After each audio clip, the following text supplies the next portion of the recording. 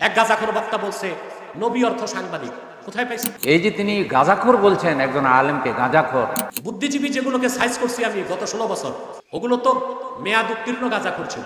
আর এগুলো যে গাঁজা খাইছে এটা মেয়াদ উত্তীর্ণ না হইলেও যে গাঁজা খাইছে এতে সন্দেহ নেই। শাহরিয়ার কবিরের সাথে যখন উনি ডিবেট করেছেন, আমরা সবাই ওনাকে সাপোর্ট করেছি, উনি আলেমদের প্রতিনিধি হিসেবে ওখানে গিয়েছেন। কিন্তু কীরকম অহংকার এটা, এবং কিভাবে মিলালেন যে শাহরিয়ার কবিররা বা নাস্তিকরা খাইতো মেয়াদ উত্তীর্ণ গাঁজা, আর এরা নাকি এই গাঁজা খেয়েছে। তোমরা যে 3 বক্তা আছো, এত তারসিরা বক্তা তো বাংলাদেশের ইতিহাসে কেউ পায় নাই। আমার তো মনে হয় ফ্যান্সি ডিল খেলেও এত মাথা উলায় না। আসসালামু আলাইকুম রহমতুল্লাহ। বন্ধুগণ, আপনারা এই আলেম পীর বক্তার বডি ল্যাঙ্গুয়েজ, তার আক্রমণাত্মক ভাষা আপনারা শুনলেন। সমালোচনাও তো একটা শিল্প, ইসলাহের উদ্দেশ্যে সমালোচনা। কারো ভুল ত্রুটি ধরা পড়লে তাকে এক মুমিন যেভাবে আরেক মুমিনের আয়না, এক দেহের মতো, এক আলেম যেখানে আরেক আলেমের বন্ধু আপন, সেই দরদ নিয়ে বলা। এবং ভুলটা কোন মানের আমি ব্যাখ্যা বিশ্লেষণ করে এটাকে কুহুরির পর্যায়ে নিয়ে গেলে তো হবে না। একজন ভাই সতর্ক সাবধান হয়েই রসুল সাল্লাহ সাল্লামের শানে কথা বলবেন, কোনো সন্দেহ নাই। কিন্তু একজন সাংবাদিকদের অনুষ্ঠানে কথা বলেছেন, শব্দ চয়নে তিনি সাংবাদিকদের জন্য রসুল সাল্লাহ সাল্লামের কিছু চরিত্র তুলে ধরেছেন। সেখানে ভাইকে অতটুকু বললে হয় যে এই শব্দগুলো এভাবে না এভাবে, কারণ সেখানে তো তিনি কোনো একাডেমিক আলোচনা করেন নাই। নবী রাসূলের পরিচয়, নবী এবং রাসূলের মধ্যে পার্থক্য, নবীদের সম্মান কোথায়, এবং একটা দেশের জন্য সাংবাদিকদের যে প্রয়োজনীয়তা, এবং সাংবাদিকরা যেভাবে জনমত তৈরি করে এবং সংবাদপত্র সারা দুনিয়ার মানুষের মধ্যে কোরআনের দাওয়াত পৌঁছায় দেওয়ার জন্য যে গুরুত্বপূর্ণ ভূমিকা পালন করে, তো সেই সাংবাদিকদের জন্য সংবাদপত্র, সংবাদ মিডিয়ার গুরুত্ব, প্রয়োজনীয়তা এবং রসুল সাল্লাল্লাহু সাল্লামের জীবন থেকে সাংবাদিকদের জন্য, মিডিয়ার জন্য শিক্ষা, এটাও তো তুলে ধরা দরকার। শব্দ প্রয়োগে যদি কোথাও বেমিল হয়ে থাকে, বাইকে দরদ দিয়ে বলা যায়, কিন্তু এ ধরনের ভাষা এবং এ ধরনের বডি ল্যাঙ্গুয়েজ এবং এ ধরনের উগ্রতা, এটা কি আদৌ কোনো দাঁড়িয়ে আল্লাহর কাজ হয় এবং এর দ্বারা কি কোনো কল্যাণ আসে? দালাল বক্তা, তোমার সংগঠনের সব মৌলবী মিলেও এত কথা বলতে পারেনি যতটা আমি এই 16 বছরে বলেছি। এটাকে ইনসাফের কথা দেশবাসী কি দেখে নাই? সংগঠন এবং সংগঠনের আলেমরা এবং সংগঠনের দায়িত্বশীলরা কতটা ভূমিকা রেখেছে, সাংগঠনিক আলেমরা।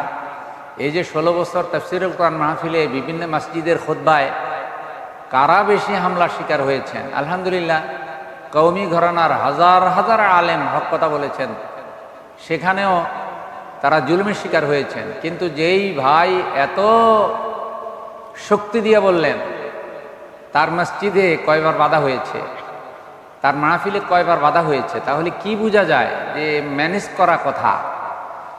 এই যে তিনি গাঁজাখোর বলছেন একজন আলেমকে গাঁজাখোর, আবার বলছে যে শাহরিয়ার কবিরের সাথে যখন উনি ডিবেট করেছেন, আমরা সবাই ওনাকে সাপোর্ট করেছি, উনি আলেমদের প্রতিনিধি হিসেবে ওখানে গিয়েছেন। কিন্তু কীরকম অহংকার এটা, এবং কিভাবে মিলালেন যে শাহরিয়ার কবিররা বা নাস্তিকরা খাইতো মেয়াদ উত্তীর্ণ গাঁজা, আর এরা নাকি এই গাঁজা খেয়েছে।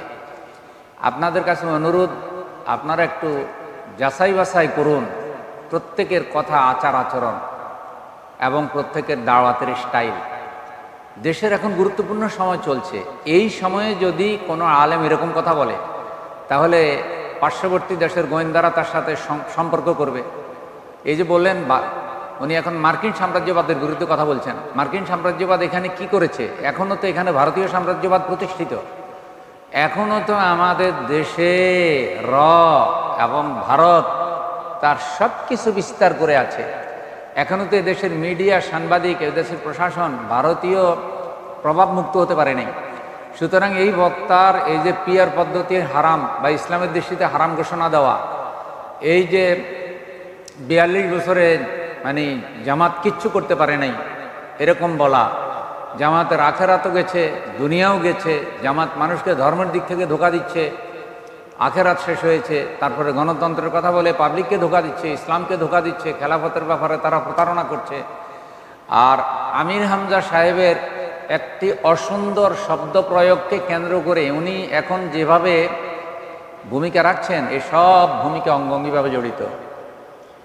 এবং এই সুযোগে যারা এই দেশে ইসলামের অনৈক্য চায়, বিশেষ করে ভারত কোনো কালে চায় না যে ইসলামপন্থীর এক হোক।